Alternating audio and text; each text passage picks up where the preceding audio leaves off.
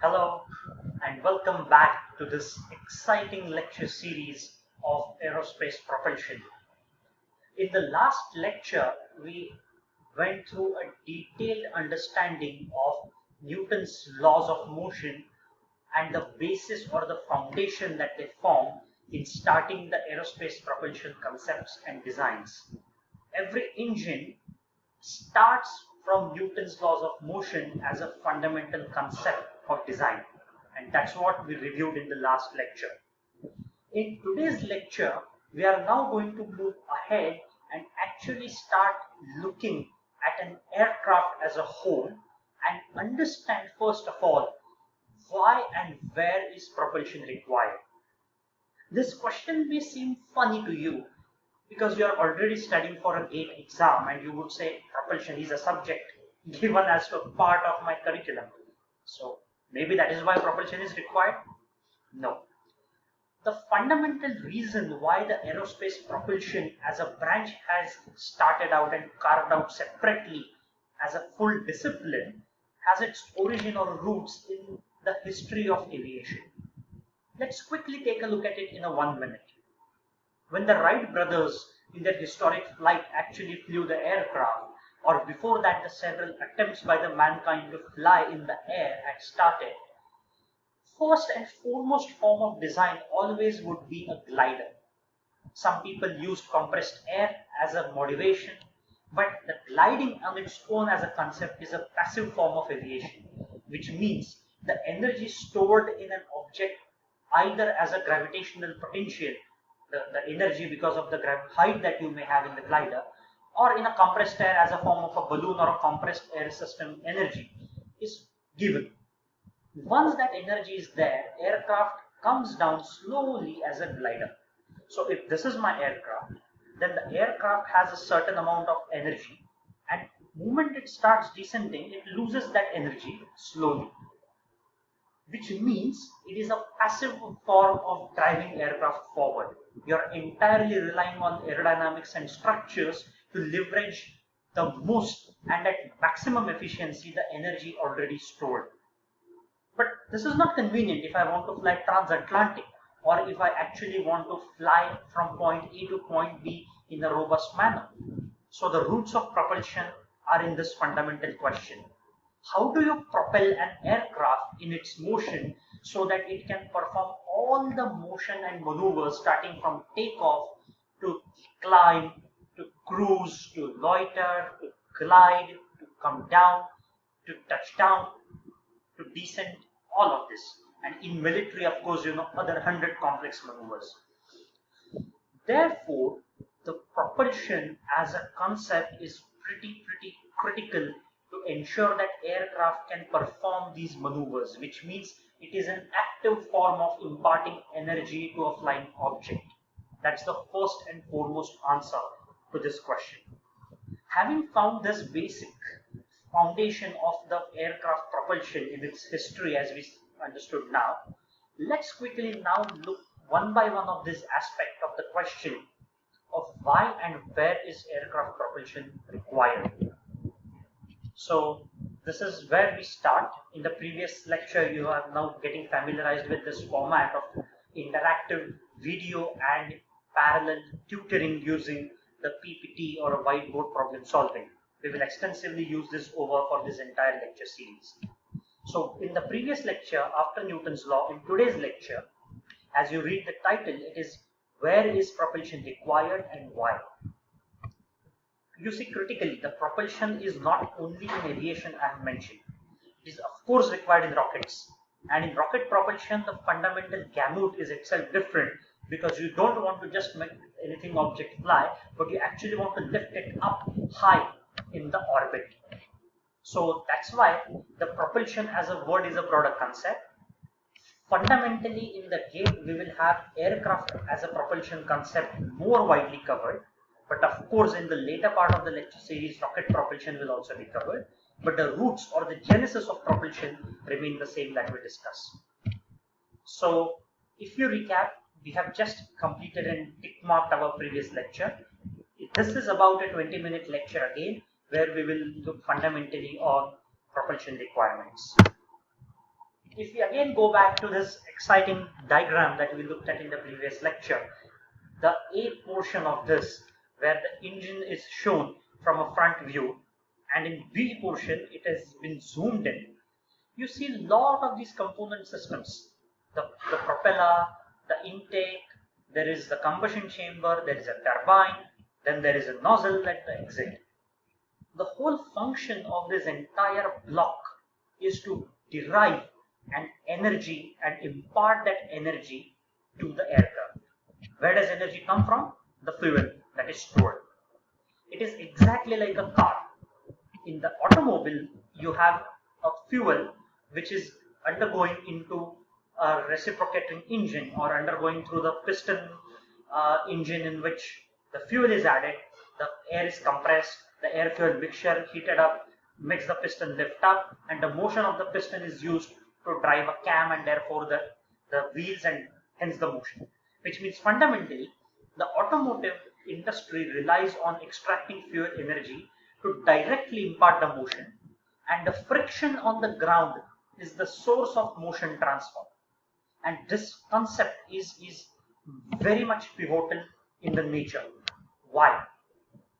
On the ground you have a solid car resting on the surface, and when the fuel energy is imparted, the wheel that rotates about a point, it is a pure rotational motion about a point. The friction causes the transfer of motion and hence the linear motion.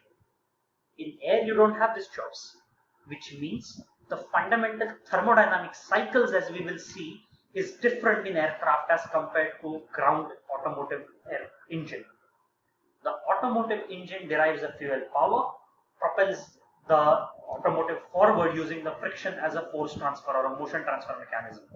Even minutely, if you look, the piston which is moving up and down transfers that energy. Whereas in aircraft, it is these rotatory compressor, piston compressor or a turbine components and then the nozzle which create this energy. Which means the transfer of motion is in one axis, and it is the same axis is in which the object is also moving. Slightly mechanical difference, but very, very subtle and very, very critical to remember at this point of time.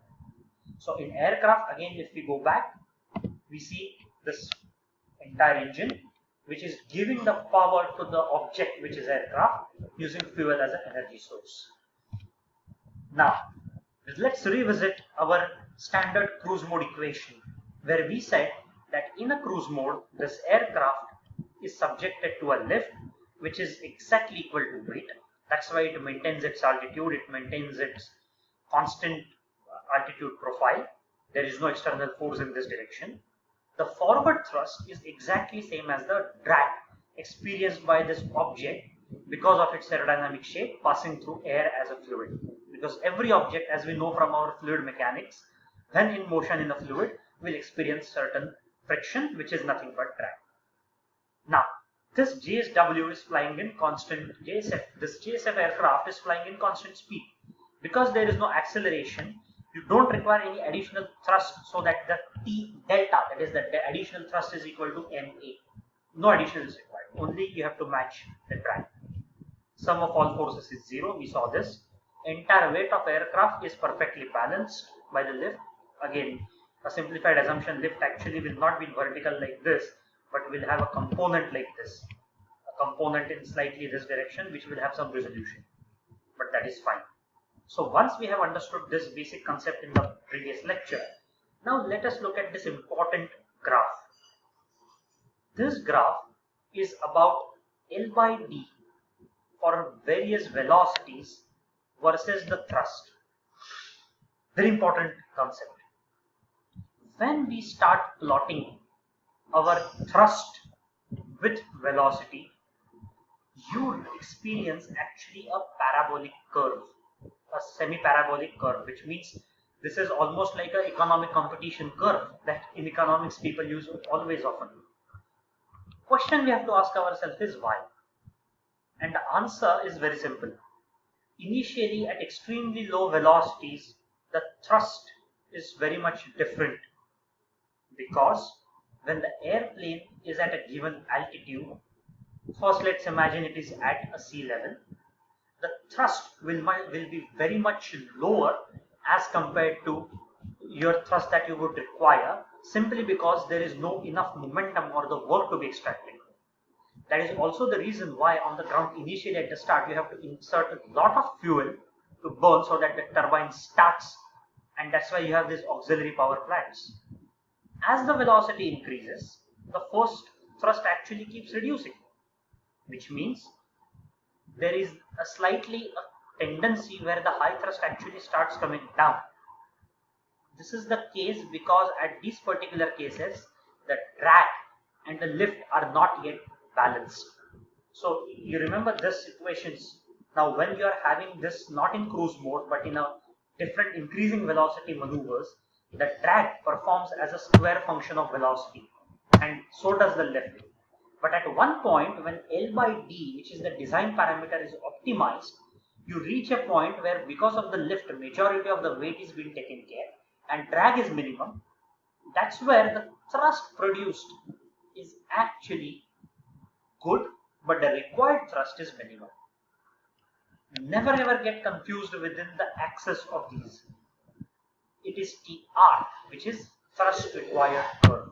It is not TD, which means the thrust that you have been asking for from this aircraft engine is now going down as the velocity increases. At zero velocity, of course, you would say it means maximum, as we discussed, because you have to first start the engine, you have to take off. Moment you reach a point where L by D is optimized, this is the best gliding curve also, if you remember. So therefore, as L by D, which is the gliding portion, the best optimum gliding trajectory that happens is reached, that means aerodynamically you have extracted your performance to an optimum, required thrust is at its minimum. What happens then? As velocity increases, even though lift is increasing, you don't need that much lift because your weight is not so much required to be balanced. So the excess lift actually causes it to go into a circular path, or to ensure that it now doesn't go into circular path, you have to adjust using your flaps and using your ailerons, and therefore that additional lift because of these high velocities is not very optimally useful. But drag is always a penalizing drag. No matter what you do with lift, it says, boss, my job is to penalize you.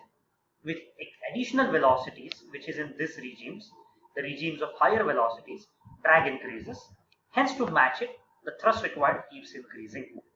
What is the CP1 at sea level? It is simply the point to make that at a sea level point, this is the curve that is plotted. As you increase the altitude, the curve shifts, moving up and down depending on the requirements and depending on the sizing. Now, what is therefore the aspect? We see that minimum TR is when aircraft is flying at L by D max. So select a flight speed V infinity. What is CL? It is the coefficient of lift, which is weight upon half rho V square S. S is the weighted surface area. It is not just area of a wing. We know from our aerodynamics. You again calculate CD, which is the parabolic drag equation. You calculate CL by CD and hence the thrust required. If you optimize, the thrust required at any velocity is W upon CL by CD. Hence, aerodynamic plays equally important role in the requirement of the thrust, and it also tells you that no matter what I do, I need minimum thrust of this level to make a sustained flight, and at other lift equations or at other velocities of flight, I need a thrust much higher. That's the requirement of propulsion. So aerodynamics guy will say, boss, my job is done. I have given you extremely efficient CL by CD. I have given you a range at which it will play. But unless you give me an engine which will satisfy it, my aircraft will not fly. That's the need of propulsion. Now, let us look at a different angle, which means angle of attack. And where is it coming? It is coming in the maneuvers that we have to do. You remember this equation, right? At increased velocity, the thrust profile goes up and down like this.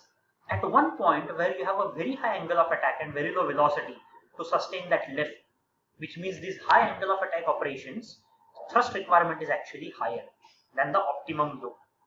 At a very low angle of attack, which is this almost zero angle of attack, point A, larger V infinity and hence larger dynamic pressure causes small CL lift coefficient, and hence drag is high. This is what we just looked at. Drag. So we know that this punishing guy will ensure that at higher velocities, which are these v's, the total thrust required will go up exponentially.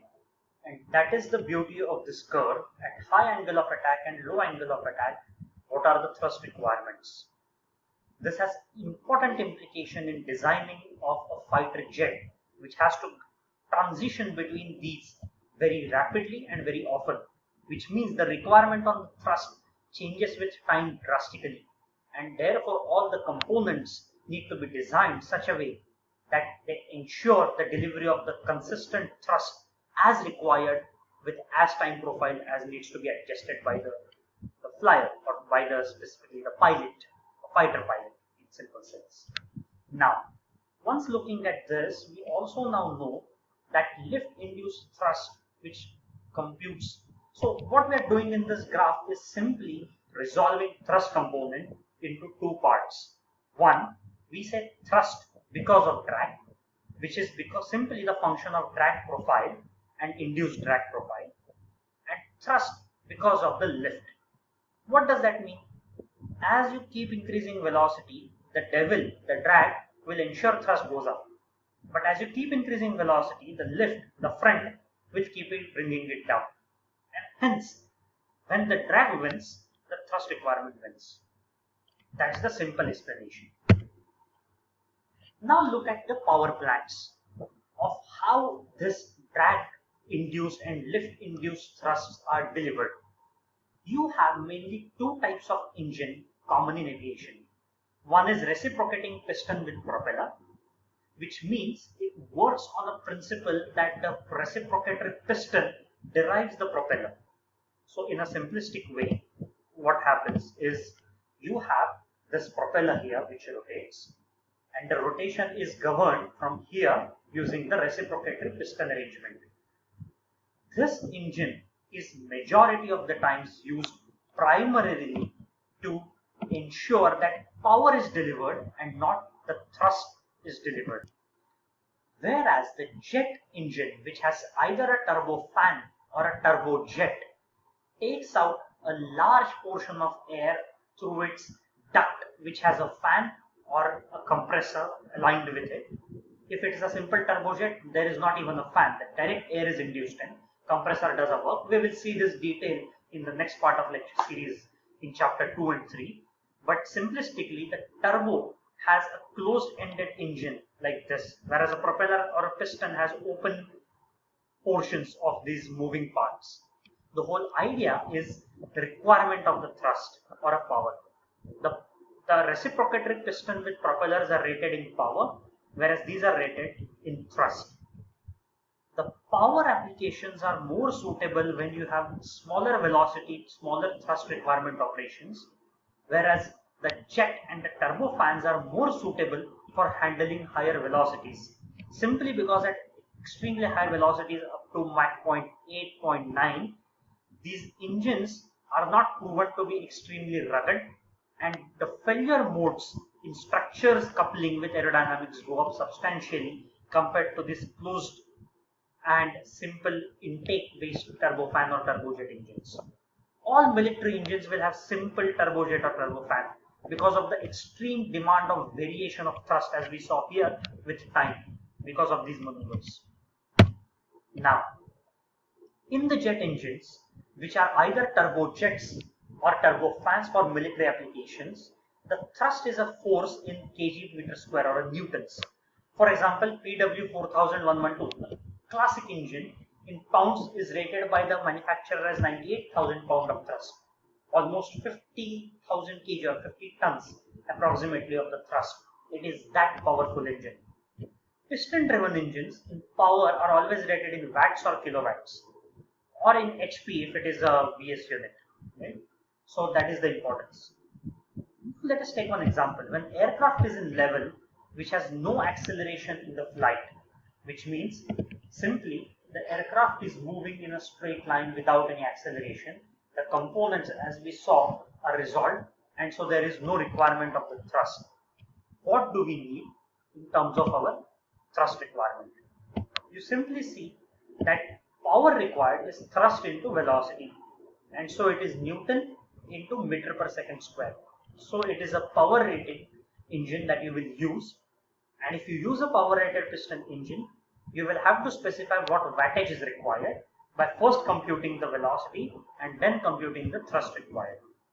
It is as simple. Having understood this now, let's recap of what exactly are we thinking in terms of propulsion here. We understood that from history what the propulsion essence was to drive forward the engine.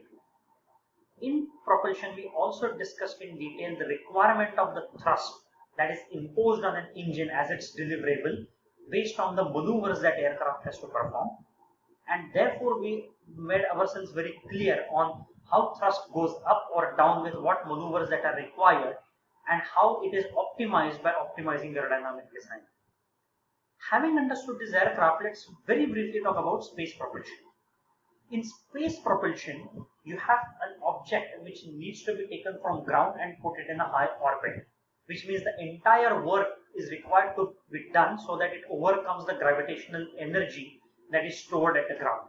We know that at a higher and higher altitude, gravitational potential will be lower, so energy stored is lower. It is other way around if you think of in a classic example. So from the ground state to the state in the orbit, the entire work that needs to be transferred has to be derived from a power source, which is a rocket engine. So in a rocket engine, the idea is not that an object will fly from a fluid, but idea is that object will get lifted off and it will do a work against the gravitational potential field so that it gets up and is stored in the orbit. And in the orbit, you have to give it a velocity so that the centrifugal force ensures that it remains in that orbit. This entire energy transfer is derived from space propulsion system in a simple black box term. The space propulsion can be solid rockets, a liquid rocket, or a combination of two as a conventional PSLV or GSLV of ISRO is. But the whole crux is you burn a fuel, pass it the hot gases through nozzle, derive an energy from that fuel and impart it in the form of high velocity and direction to an object which is lifted from the ground and placed in the orbit. That's where the requirement of space propulsion comes in. So aircraft and space, we discussed in detail what is the requirement of the propulsion. You may be wondering where in the GATE this question will come, and simply I will tell you one question which had come a few years back in one GATE example, where they had asked that if you have engines of the aircraft fail, can an aircraft still fly? This was a tricky question because what do you mean by fly has to be read in conjunction with the options given.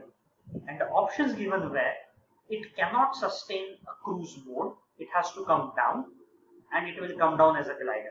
That was the correct option was. This is because once the propulsion has stopped functioning, you cannot further supply energy to the flying object to sustain a flight. It only will come down as a glider as we discussed. You can only optimize its glide slope so that you get maximum breathing time.